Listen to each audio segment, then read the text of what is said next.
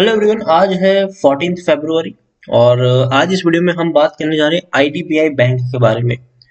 देखिए, ये बैंक तब सबसे ज्यादा चर्चा में आया था जब एलआईसी ने एक बड़ी हिस्सेदारी यहाँ पर खरीदी थी। और उसके बाद ये शेयर तब और ज्यादा चर्चा में आया जब सरकार ने अपनी हिस्सेदारी को बेचने की यहाँ पर अनाउंसमेंट की और आईडीबीआई बैंक को कंप्लीटली प्राइवेटाइजेशन करने की बात उन्होंने छेड़ी। और जैसे ही ये सारी चीजें सामने आई, शेयर काफी ज्यादा ट्रिगर्ड हुआ, एक बड़ी रैली भी आई, लेकिन उसके बाद यहाँ पर हमें सिर्फ और सिर्फ गिरावट ही देखने को मिली है। वीडियो में हम डिस्कस करेंगे कि 29 रुपीज का ये शेयर खरीदने के लिहाज से क्या सही चॉइस है कि नहीं। तो अगर आपने अभी तक मेरी चैनल को सब्सक्राइब नहीं किया है तो प्लीज अभी इसे सब्सक्राइब कर लीजिए, क्योंकि आगे भी बहुत सारे वीडियोस हैं जो आपको काफी ज्यादा हेल्प करेंगे। उसके साथ साथ अगर आपने अभी तक मेरी टेलीग्राम चैनल को सब्सक्राइब नहीं किया तो उसको भी सब्सक्राइब करना मत भूलिएगा, लिंक आपको डिस्क्रिप्शन में मिल जाएगा। तो बात करते हैं आईडीबीआई बैंक की। 29 रुपीज का ये शेयर है। पिछले एक महीने में अगर हम देखें तो 9.5% से लेकर 10% की गिरावट है। 32 रुपए से गिरकर शेयर पहुंचा 26 रुपए पर। अच्छी खासी रिकवरी दोबारा से हुई, 31 रुपए तक पहुंचा, लेकिन उसके बाद अगर हम देखें तो फिर से यहाँ पर गिरावट का दौर चल रहा है। 29 रुपीज पर अभी ट्रेड ये शेयर हाल फिलहाल में कर रहा है। एक साल में अभी भी 16% की गिरावट है। आप देखिए, कोरोना काल की वजह से शेयर 17 रुपए तक टूटा जरूर, लेकिन उसके बाद एक बड़ी रिकवरी देखने को मिली। 53 रुपीज तक ये शेयर पहुंचा, फिर गिरावट आई, फिर तेजी आई और अभी गिरावट जो है वो जारी है। 3 साल में अगर हम देखें तो आईडीबीआई बैंक में 57% की गिरावट है। 84 रुपीज के लेवल से वो शेयर सिर्फ और सिर्फ टूटकर नीचे ही आया है। 10 साल में देखें तो 78% की गिरावट है। 150 रुपए से टूटकर शेयर नीचे ही आया। देखिए, इससे पहले भी बड़ी बड़ी तेजी देखने को मिली हर बार, लेकिन उससे ज्यादा बड़ी हमें दोबारा से यहाँ पर गिरावट भी देखने को मिल चुकी है और कंटिन्यूअस इस शेयर में सिर्फ और सिर्फ गिरावट है।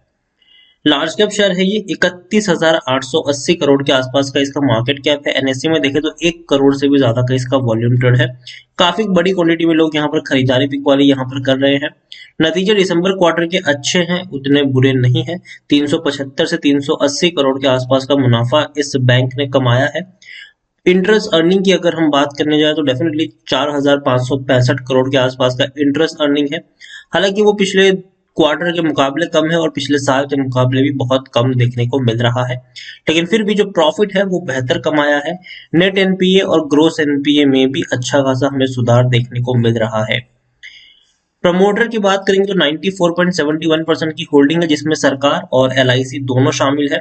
एफआईएस के पास 0.34% की होल्डिंग है। जो पहले एफआईएस के पास कुछ भी नहीं था, अब उनके पास भी 0.34% की होल्डिंग है। म्यूचुअल फंड के पास पहले कुछ भी नहीं था, अब उनके पास भी 0.06% की होल्डिंग देखने को मिल रही है। इंश्योरेंस कंपनी के पास 0.12% की होल्डिंग देखने को मिली है। और यहाँ पर देखिए, प्रमोटर कौन है। प्रमोटर विथ हाईएस्ट होल्डिंग की अगर हम बात करें तो अब ये एलआईसी के हाथ में है। 49.24% की एक बहुत बड़ी होल्डिंग यहाँ पर एलआईसी ओन करती है और एक भी शेयर एलआईसी का यहाँ पर गिरवी नहीं है। 6 म्यूचुअल फंड स्कीम और 10 एफआईएल्स का पैसा लगा है। इंडिविजुअल इन्वेस्टर होल्डिंग 1.71% के आसपास है। 2015 में इसने आखिरी बार डिविडेंड पे किया था। टेक्निकल रेटिंग अभी भी अच्छी नहीं है, अभी भी यहाँ पर गिरावट आ सकती है। उसके अलावा अगर हम देखने जाए तो according to Moneycontrol user 79% लोग यहाँ पर खरीदने की सलाह दे रहे हैं और 14% लोग यहाँ पर बेचने की सलाह दे रहे हैं। आप देखिए, 7% लोग यहाँ पर होल्ड करने की भी नसीहत दे रहे हैं। उसके अलावा आप देखेंगे यहाँ पर तो इनसाइडर ट्रांजेक्शन समरी 2019 में देखने को मिली, जब खरीदारी की थी एलआईसी ने और गवर्नमेंट ऑफ इंडिया ने बड़ी बड़ी खरीदारी की थी 2019 के वक्त, अगर हम देखने की कोशिश करें तो। और मीटिंग्स अगर हम देखें तो नतीजे भी अगर हम देखें तो 12 फेब को इनके अदर्स थी। क्वार्टरली रिजल्ट उनके 28 जनवरी को आ चुके थे। यहाँ पर अच्छे नतीजे थे, बुरे नहीं है। रेवेन्यू भी इंटैक्ट है। प्रॉफिट भी अगर हम देखेंगे तो अच्छा खासा प्रॉफिट इनको हुआ है पिछले 4 क्वार्टर्स में। अगर हम देखें तो बैंक प्रॉफिट में आया है। देखिए, 165 करोड़ के आसपास का प्रॉफिट 2 क्वार्टर में रहा, मार्च और जून। उसका सितंबर में 335 से 340 करोड़ का प्रॉफिट रहा। अब तकरीबन 400 करोड़ के आसपास का प्रॉफिट है, जबकि इससे पहले 2019 में अगर हम देखें तो 5,745 करोड़ तक के भी नुकसान ये बैंक हमें दिखा चुका है। ओवरऑल आईडीबीआई बैंक अगर हम देखने जाए तो जब जब सरकार की तरफ से कोई अनाउंसमेंट होती है कि भैया हम अपनी हिस्सेदारी को बेच रहे हैं, हम इसको प्राइवेटाइजेशन करने जा रहे हैं, एक बड़ी स्पाइक आती है। लेकिन उसके बाद अगर हम देखें तो शेयर एकदम सुस्त पड़ जाता है, दोबारा से उससे बड़ी गिरावट लेके बैठ जाता है। ओवरऑल अगर मैं आईडीबीआई बैंक के बारे में कहूँ तो मुझे लगता है कि अभी भी यहाँ पर थोड़ी सी और गिरावट आ सकती है, 27 रुपए तक शेयर जा सकता है, लेकिन उसके बाद अगर आप चाहे तो खरीदारी यहाँ पर कर सकते हैं। 27 रुपए का जो लेवल है वो मुझे खरीदारी के लिहाज से थोड़ा सा बेटर लग रहा है। अगर आप चाहे तो उस लेवल पर बाइंग कर सकते हैं, लेकिन हाँ, एक ही प्राइस और बहुत सारे शेयर्स भी मत खरीद लेना। आप यहाँ पर शुरुआत कर सकते हैं 27 रुपए के ऊपर अगर शेयर पहुंचता है तो, जैसे कि अगर आपको 1000 शेयर खरीदने हैं तो पहले 200 शेयर की क्वांटिटी आप 27 रुपए के आसपास खरीद सकते हैं। अगर वहां से 25 रुपए के ऊपर शेयर जाए तो आप 250 शेयर और वहां पर खरीद सकते हैं। इस तरीके से 2-2 रुपए की गिरावट पे आप चाहे तो थोड़ी थोड़ी क्वांटिटी यहाँ पर ऐड कर सकते हैं। और लॉन्ग टर्म का पर्सपेक्टिव यहाँ पर लेके चलिएगा। लॉन्ग टर्म से मेरा मतलब कम से कम 3-4 साल का यहाँ पर नजरिया लेके चलिए। आईडीबीआई बैंक में जरूर आपको अच्छा सुधार देखने को मिल जाएगा, लेकिन वक्त लगेगा। हाल फिलहाल में शॉर्ट टर्म में कोई बड़ा चमत्कार नहीं होने वाला है, वक्त लगेगा। इन सारी सिचुएशन को पिछले काफी महीनों से हम सुनते आ रहे हैं कि इस बैंक का प्राइवेटाइजेशन हो जाएगा, हो जाएगा, हो जाएगा, लेकिन अभी भी हो नहीं रहा है। और बहुत जल्दी सरकार अपनी हिस्सेदारी को यहाँ पर बेचने की कोशिश करेगी, बेच भी देगी। तो इसीलिए मैं कहूंगा कि जल्दबाजी मत करिए अभी आईडीबीआई बैंक में, लेकिन हाँ, टुकड़ों में अगर आप चाहें तो थोड़ी थोड़ी क्वांटिटी यहाँ पर खरीद सकते हैं। उतनी बुरी बैंक ये नहीं है, खास करके एलआईसी के हाथ में आने के बाद अगर हम देखें तो पिछले 4 क्वार्टर से इसने अच्छा परफॉर्म किया भी है।